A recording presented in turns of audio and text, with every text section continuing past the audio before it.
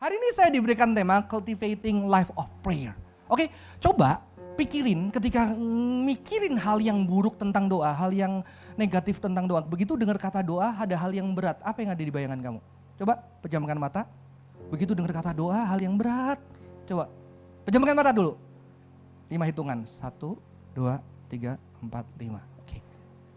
Wajahnya tetap senyum-senyum, terlalu berat ya sampai lu senyum ya. Kalau terlalu berat itu biasanya sampai senyum, karena terlalu sedih aja gak cukup. Oke, ada yang bisa kasih tahu paling berat apa, Rik? Wah, jadi waktu kamu denger doa masa depan udah doa tetap berat ya kan? Karena gak jelas masa depan lo. Chris, apa yang paling berat? Istri gua. Apa Chris?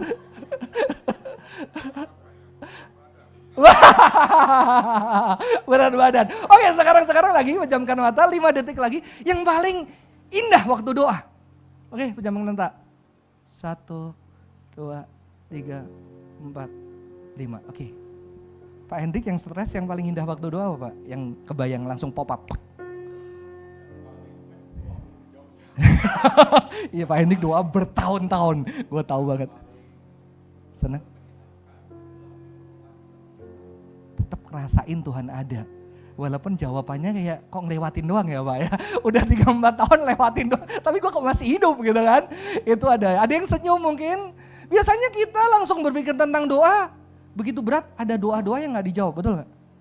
Saya dulu percaya banget, saya di aliran teologi yang percaya Tuhan bisa lakuin mujizat. Saya berpuasa, suatu hari om saya masuk rumah sakit di IGD, sedang ada info saya berlutut di rumah sakit cari tempat gelap. Tuhan sembuhkan, meninggal. Terus saya doa lagi, ketika mama saya tahu-tahu ditelepon, mamamu ke IGD hari ini, saya baru berlutut belum berdoa. Begitu ditelepon lagi, mamamu udah gak ada. Jadi kerasa begitu dengar doa. Tapi begitu pikirin tentang doa yang baik, kerasa banget. Ya, saya doa dulu gak disetujui sama istri.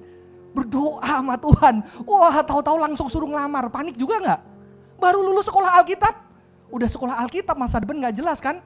Teologinya kan Injili, bukan karismatik ya.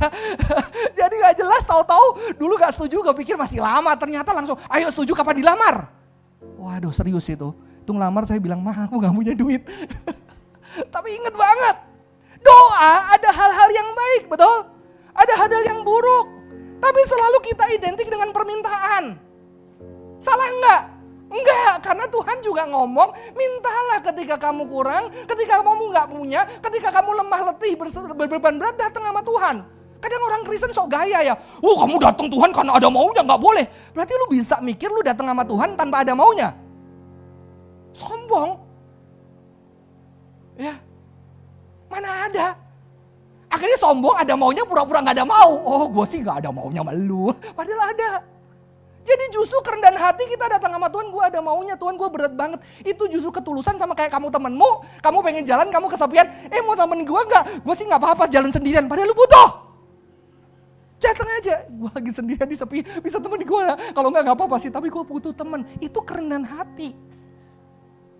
Orang Kristen kadang-kadang sombong banget. Ya, emang kayak anak, gue gak butuh lu Pak, bisa sendiri, ngambilin duit lo. Lebih baik anak datang Pak. Aku udah berusaha Pak, kerja, udah S2 Pak, gajinya tetap di bawah 10 Pak. Pak bisa gak support bensinnya? Emang mamamu, lu datang Papa ada maunya? Enggak lah. Papamu bilang, yuk datang gak apa-apa, sampai lu mandiri. Jadi kadang orang Kristen itu belagu banget, sok rohani padahal malah belagu. Datang Tuhan dengan kerendahan hati. Ya, ada kebutuhan, gak apa-apa. Tapi doa gak hanya kebutuhan, betul? Ada hal yang lain dari doa, saya hari ini gak punya kebutuhan karena kita sudah sering minta butuh. Gak apa-apa, minta minta mujizat, minta. Saya di kalangan gereja yang tradisi yang dulu yang minta mujizat terus, sama yang belum minta mujizat udah kehendak Tuhan yang jadi, betul kan?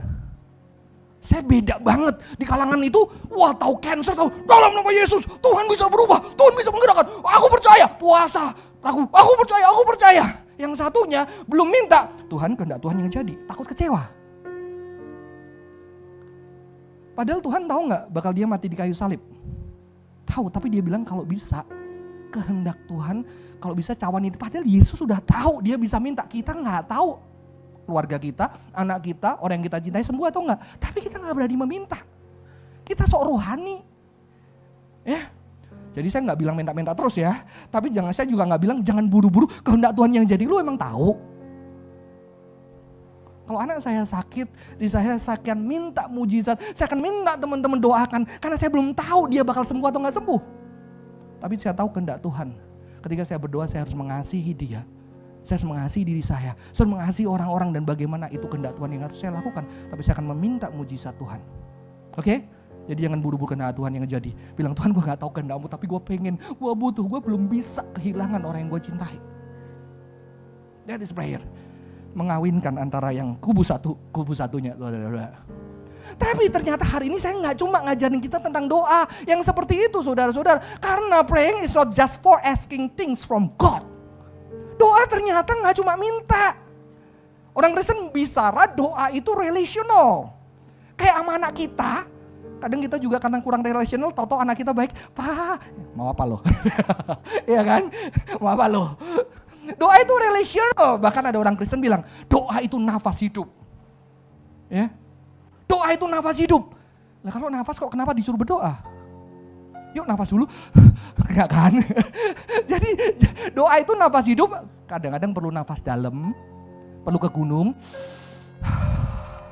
Kadang-kadang perlu nafas-nafas biasa. Kadang sehari-hari kita gak doa itu juga sebuah nafas kita. Kadang-kadang kita gak doa, doa sejati terwujud. Betul gak? Kadang-kadang ketika kita doa dengan bahasa yang indah itu bukan doa sejati. Ya. Kadang-kadang ketika kita nyetir ada wah, mungkin kata-kata kasar, tapi sebetulnya harap, aduh Tuhan tolong, habis ngomong kata-kata kasar. Saudara-saudara, itulah manusia, tapi kadang-kadang begitu kita ngatur-ngatur itu juga bukan doa terwujud sejati. Saudara, doa itu relational, tapi hari ini saya ajak kita membaca dari Matius 6 ayat yang ke-10. Kita udah hafal. Matius 6 ayat yang ke-10, nanti bisa dilanjutin ke belakang ini, saya akan bacakan. Datanglah kerajaanmu, jadilah kehendakmu di bumi seperti di sorga. Saudara-saudara, doa ini adalah doa, awal doa Bapa kami. Datanglah kerajaanmu, jadilah kehendakmu di bumi seperti di surga. Saudara-saudara, doa bukan permintaan. Kalau kita tahu Yahudi itu punya doa puasa. Puasa dan doa bagian spiritualitas yang baik dari keyahudian. Dan ternyata saya tersentuh sekali untuk membenarkan karena kadang-kadang saya nggak kuat puasa. Saya bukan tipe yang kuat. Ya. Ternyata ada ayat yang kayak gini saudara-saudara. Yesaya 58 ayat 68. Kita mulai melihat perspektif doa yang berbeda. Yesaya 58 ayat 6 sampai 8. Saya akan bacakan buat kita. Bukan berpuasa yang kukehendaki ialah, bukan. Berpuasa yang kuhendaki adalah puasa bagi orang Yahudi bagian dari doa yang sangat penting. Doa kembali kepada Tuhan, doa meminta pertolongan Tuhan, pemeliharaan Tuhan. Dikatakan ini, puasa yang kukehendaki ialah supaya engkau membuka belenggu-belenggu kelaliman dan melepaskan tali-tali kuk, supaya engkau memerdekakan orang yang teraniaya dan mematahkan setiap kuk, supaya engkau memecah-mecah rotimu bagi orang yang lapar dan membawa ke rumahmu orang-orang miskin yang tidak punya rumah. Dan apabila engkau melihat orang yang telanjang, engkau memberi dia pakaian dan tidak menyembunyikan diri terhadap saudaramu sendiri. Pada waktu itulah terangmu akan merekah seperti fajar dan lukamu akan pulih dengan segera. Kebenaran menjadi barisan di depanmu dan kemuliaan Tuhan barisan belakangmu. Jadi saya percaya ketika Yesus mengatakan orang Yahudi doa sungguh-sungguh berpuasa. Tapi dia mengatakan berpuasa. Doa puasa yang kukehendaki adalah kamu melepaskan kelaliman. Ada keadilan dan ada kasih saudara-saudara. Ini diulang doang ya. Membuka belenggu kelaliman. Satu, membuka, melepaskan tali-tali kuk. Memerdekakan orang-orang yang teriana, mematahkan setiap kuk. Jadi ini berbicara keadilan. Jadi ternyata doa karena orang Yahudi gak cuma minta, tapi ketika dia doa sebagai sebuah impian, permintaan bagaimana di hadapan di hidup mereka, mereka bisa mewujudkan keadilan Allah. That is prayer. Ya. Keadilan Allah. Yang mana kita tahu di dunia ini penuh dengan ketidakadilan, betul? Dan jangan kita mikir dunia ini penuh dengan ketidakadilan dan kita bukan bagian dari dunia. We are part of this world. Sehingga ketika kita berpikir, oh dunia ini penuh dengan ketidakadilan, kita berpikir gereja selalu adil. Sorry, makanya kita banyak kecewa. Dunia, gereja bagian dari dunia. Saudara bagian dari ketidakadilan. Saya bagian dari ketidakadilan. Sederhana. Ketika pulang udah ngobrol, udah nongkrong capek-capek, istri bersihin piring, males gue pura-pura bego. Pura-pura udahlah. Apalagi anak cewek semua, ini kerjaan cewek, papa cari duit, udah cuci. Anak saya protes, Pak, kenapa yang cewek semua yang kerja ya? Papa kok gak cuci piring? Saya bertobat saudara-saudara, harus ada keadilan pakai piring juga. Ketika saya bersih-bersih, saya paling gak suka sama anjing, saya suka anjingnya tapi saya gak suka kotorannya. Siapa yang suka kotorannya? Tapi saya ada trauma, ketika semua cucian itu akhirnya saya cucian bahu, saya bilang, lu kok tinggal taruh-taruh, lu gak adil sama papa, ayo cuci, rasain penderitaan papa. Lu berbuat adil, itu keadilan yang sederhana di rumah kita. Yang terstruktur karena struktur sosial, patriarkal, society, di tempat kerja, di tempat pelayanan. Ketidakadilan yang kadang-kadang nyata. Saya senang tadi Isya boleh ada yang keluarga oke, gak oke. Saudara-saudara jangan pikir ketika gereja kita sering mengadakan hari keluarga itu adalah berita yang sukacita. Ada yang keluarga nggak lengkap. Sehingga kita panjang foto keluarga-keluarga kita. Kadang-kadang ada di sana yang ketika dia datang hari keluarga dia memilih nggak datang ke gereja karena keluarganya nggak lengkap. Keluarganya nggak sedang oke. Bersama keluargaku melayani Tuhan. Kita nggak pernah mention ada keluarga-keluarga yang nggak lengkap di gereja, tapi keluarga itu tetap ada kasih Tuhan. Ketidakadilan, saudara-saudara. Di sini doa untuk meneriakkan keadilan dan tidak hanya meneriakkan. Nanti kita belajar dari doa kami. Yang kedua, love. Memecah roti bagi yang lapar, bukan lu nggak makan, lu bagi makanan lu. Memberi tumpangan bagi gelandangan. Saudara, konsep kamar tamu dari Alkitab, hospitality. Kamar tamu buat orang asing. Dulu nggak ada hotel banyak. Sehingga ada orang kalau dibiarin di jalanan nggak ada tempat tinggal. Tapi jangan sekarang bikin kamar tamu lu masukin setiap orang ya, dirampok lu. Sehingga hospital di samping gereja. Tapi ketika bikin gereja-gereja dulu rumah sakit, rumah tinggal, rumah tumpangan itu di samping gereja yang gede-gede. Tapi ketika udah punya di gereja, orang-orang santai aja udah bayar di gereja udah selesai. Maka ada seorang uskup bilang nggak bisa, lu harus bikin juga di depan rumah lu. Ada rumah orang asing bisa tinggal ketika dia nggak punya tempat berteduh. Orang Jawa ada kendi di depan rumahnya. Makanya urip ning donyo cuma mampir ngombe ada kendi. Saya waktu kecil masih lihat ada kendi, jadi orang gelandangan yang gak punya minum bisa ke depan rumahnya orang dia minum air. Hospitality. Ya. Memberi pakaian yang telanjang. Ya. Saudara, Yesus kehausan, Yesus telanjang, Yesus kelaparan. Sebuah panggilan. Dan orang-orang jemaatmu, gereja, rasul-rasul suruh pergi tanpa apapun untuk menerima hospitality. Penginjilan bukan gua selamat, gua masuk surga. Tapi sebagai orang yang gak punya apa-apa ketok rumah. Dan ketika rumah itu menyambut, rumah itu diberkati Tuhan karena menerima orang-orang gelandangan. Penginjil-penginjil yang gak boleh bawa apapun. Yang tahu ada orang yang terbuka untuk hatinya. Saudara, ini doa puasa. Bukan puasa lu bagi-bagi, lu makan. Makanya Yesus sering makan bareng. Jadi kalau kamu gak pernah naktir temenmu, bertobat. Bayar sendiri-sendiri terus, bertobat. Boleh bayar sendiri-sendiri gak naktir terus, tapi sesekali lu perlu naktir. Ya. Hari Jumat saya wedding anniversary, gak perlu hadiah, maksudnya saya kerasa, saya biasanya anak-anak asing nongkrong ini ya di satu kafe, ya. Kita makan bebek, nggak boleh promosi kan. Lu tahu semua, biasanya kita komsel di situ langsung 3 kelompok gitu ya. Saya dulu nggak peduli sama tukang parkirnya, bete banget kan wajahnya, bener nggak? Iya kan? Ya di dapur-dapur yang itu dapur. Wah, ketika itu saya lihat itu kok lihat wajahnya dia, saya juga kesel gitu ya.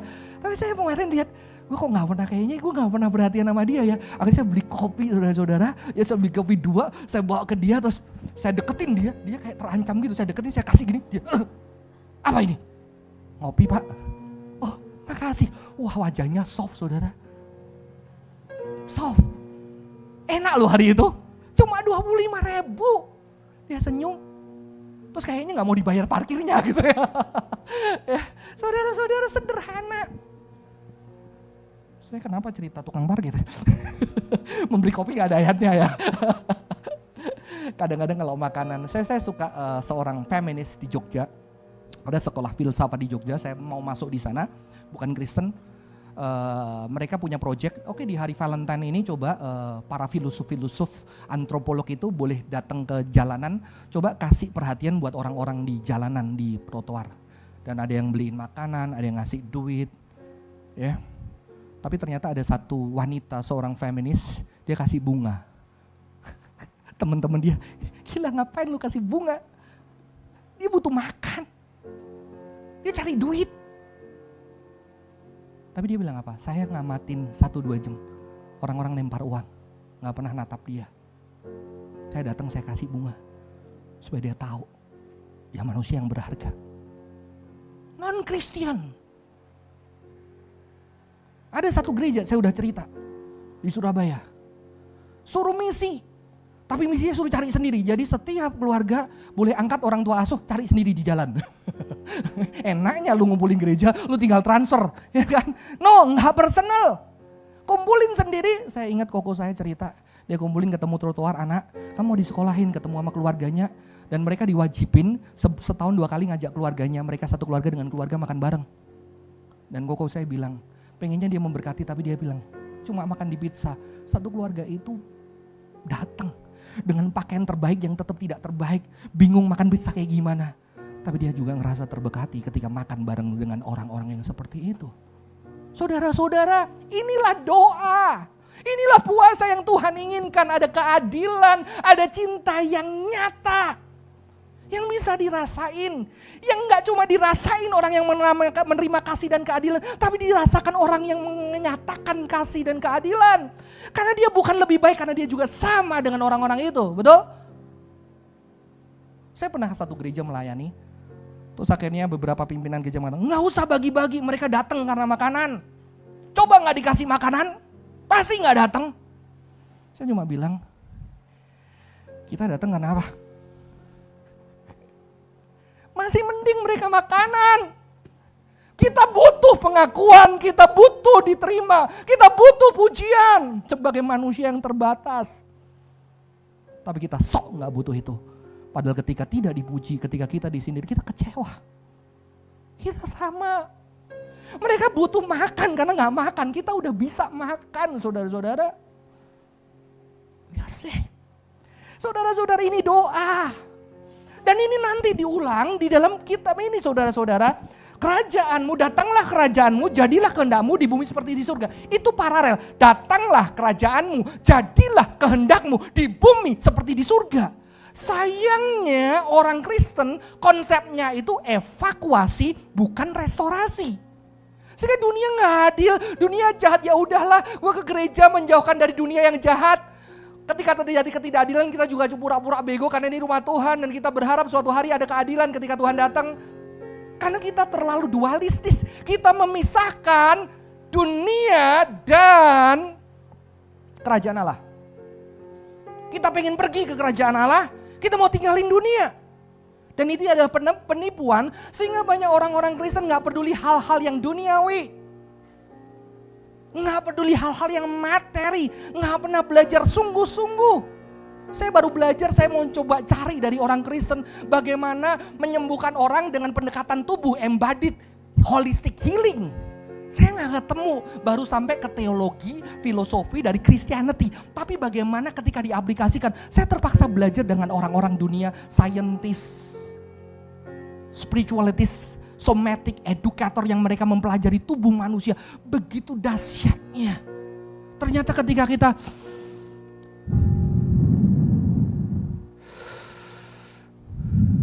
itu kita punya 2 nervous system, simpatetik dan parasimpatetik. Simpatetik itu ketika kita mau lomba, tarik nafas itu kita on. Ketika kita itu sedang relax. Ketika orang stres, anxiety, ketika petinju panik, dia harus mundur, dia bisa fight lagi. Ini spiritual banget, ternyata Tuhan sudah kasih breathing kita. Isya tahu ya, pelatih yoga tahu. Breathing kita untuk relax, sehingga kita gak gampang depresi, sehingga kita gak gampang PTSD. Itu nyanyi juga. Ya, nyanyi. harus kuat, kalau nggak pitch controlnya. Saya dulu diomelin Gaudaru, pitch control ya. Sedang suka nonton Indonesian Idol enggak gitu ya. Pitch controlnya berantakan saya. Nanti kalau saya nyanyi tolong ya kok ya. Kasih anugerah teman-teman. Sampai akhirnya teman-teman yang rokok kita nggak tahu. Mereka juga nggak tahu kenapa lepas dari rokok. Padahal mereka ketika stres, breathing exercise mereka, cuma pakai nikotin. Tapi itu nggak boleh, ngerokok nggak boleh. Ketika panik nggak bisa. Kita harus kasih tahu tubuh kita diciptain Tuhan dengan dahsyat. Ya, nanti bisa breathing exercise sama Aisyah ya. Sudah ada beberapa teman yang latihan bareng, saya belum jauh ya. Teman-teman, inilah doa. Di bumi seperti di surga artinya apa? Bukan dualistis lagi, tetapi realitas kerajaan surga itu menyatu. Ada lagu datang apa? Lagu kerajaanmu datanglah, kehendakmu jadilah di bumi seperti di surga. Doanya bukan Tuhan evakuasi aku sampai ke surga. No. Kerajaanmu datanglah, kehendakmu jadilah di bumi seperti di surga. Ada kerajaan surga yang penuh dengan kasih, yang penuh dengan keadilan, yang penuh dengan shalom. Bisa terwujud melalui doa kita dan perbuatan kita setiap harinya. Walaupun belum sempurna. Saudara, ada satu bagian dari seorang Rabai Barney Kasdan, saya nggak tahu sebutnya benar atau enggak. Ini adalah seorang Rabai Messianic Judaism. Jadi orang-orang Yahudi yang percaya Yesus, mereka disebut sebagai Messianic Jew atau Messianic Judaism alirannya di Amerika. Dia mengatakan Malkut Hasamayim, Samayim itu langit, kerajaan surga, kerajaan langit, karena konsep mereka surga langit ya. Kerajaan langit itu adalah kerajaan yang sudah ada di surga, di tempat kediaman Allah. Dan doa kita agar kerajaan itu terwujud di bumi ini di hari-hari kita. Maka keselamatan kita di dalam doktrin reform yang benar bukan kita ke surga. Roh kita ke surga, tubuh kita mati. No, ada kebangkitan tubuh kita dibangkitkan, Yerusalem baru turun dari surga. Kerajaanmu datanglah, kehendakmu jadilah. Jadi kita udahlah Tuhan capek, udah bawa aja. No, bagaimana Tuhan, gue merindukan suatu hari di bumi yang diciptakan dengan baik, yang dengan indah, yang kau sudah merestorasi tubuh dan jiwaku. Bumi ini juga direstorasi karena bumi ini diciptakan Tuhan yang penuh dengan keindahan, yang penuh dengan keadilan dan kasih. Amin. Saudara-saudara, ini doa. Boleh meminta, tapi ada doa sebagai sebuah panggilan, ada restorasi saudara-saudara. Dan a life of prayer adalah a restoration. Berdoa bahwa kerajaanmu datanglah, artinya bukan hanya personal request. Kita turut serta membantu, ya, turut serta bekerja mewujudkan kerajaan Mesias di bumi ini melalui doa dan perbuatan-perbuatan tangan kita. Ya. Bumi surga pecah, tapi ketika doa itu terwujud ada shalom. Shalom itu artinya yang retak, yang terpisah, yang bertikai, menyatu. Bumi dan surga, kasih dan keadilan bercium-ciuman terjadi di sana saudara-saudara. Maka doa Bapa kami dilanjutkan dengan ini saudara-saudara, saya gak akan lama-lama saudara-saudara. Berilah kami makanan yang secukupnya, artinya apa? Jangan rakus. Cukupin dirimu dengan yang ada, bukan gak boleh makan enak. Lu boleh makan seenak-enak, tapi lu mau juga gak orang-orang lain makan yang enak kayak lo. Lu seneng makan enak gak? Seneng, kalau gitu pergi aja orang lain ngerasain.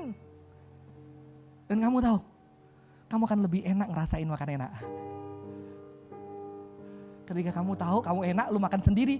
Tapi ketika lu enak, lu lihat wajah, lu gak bisa ngaca, makan enak sambil ngaca, wah enak ya. Enggak, goblok. Wah enak, terus lu kaca, wah gue bahagia. No. Orang tua yang bekerja begitu keras.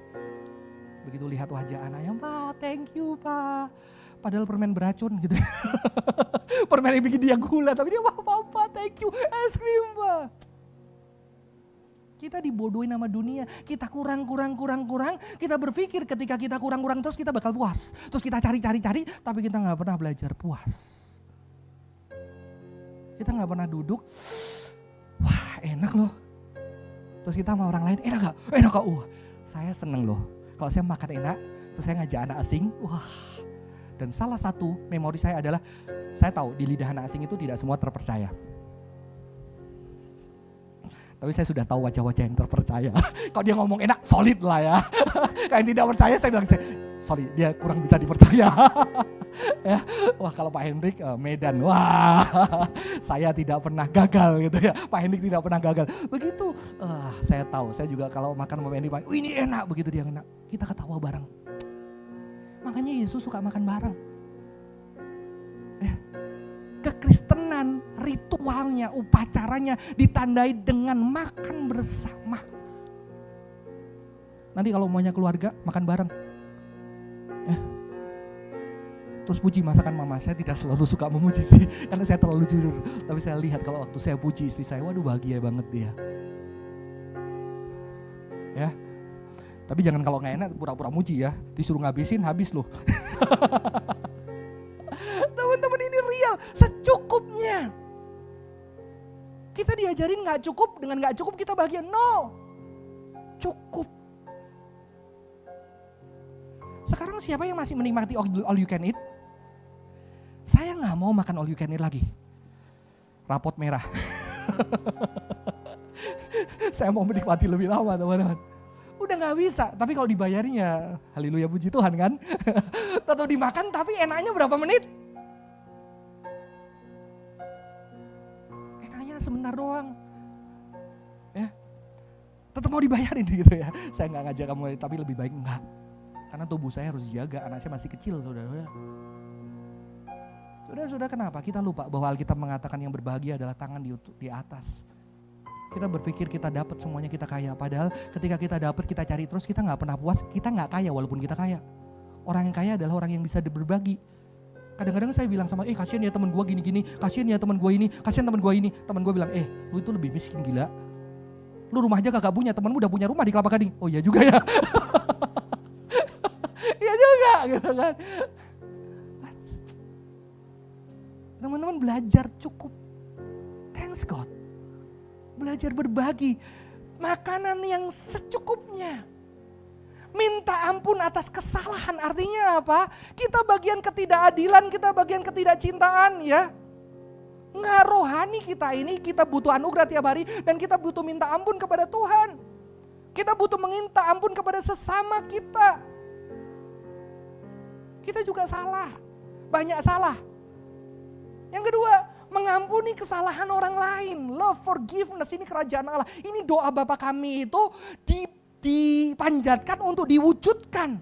Dan saya paling suka, lepaskanlah dari yang jahat. Kita pikir jahat itu yang merebut kekayaan kita, membuat anak kita kecelakaan, membuat kita miskin. No! Yang jahat itu adalah lu dan saya. Lepaskan aku dari yang jahat.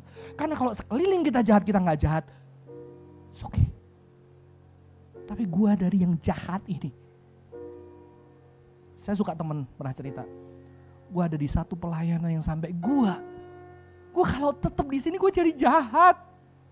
Gua jadi nggak jadi diri gua pergi dari pelayanan itu sebab gua nggak jahat. That's good. Ya. Masalah kita apa? Kita ngerasa diri paling baik, paling rohani. Bener nggak? Orang tua yang paling sempurna, lu kurang apa punya anak papa kayak gua, coba lu papanya yang lain gitu kan. Ya kita gak pernah jadi anak kita punya papa kita, coba dong bayangin.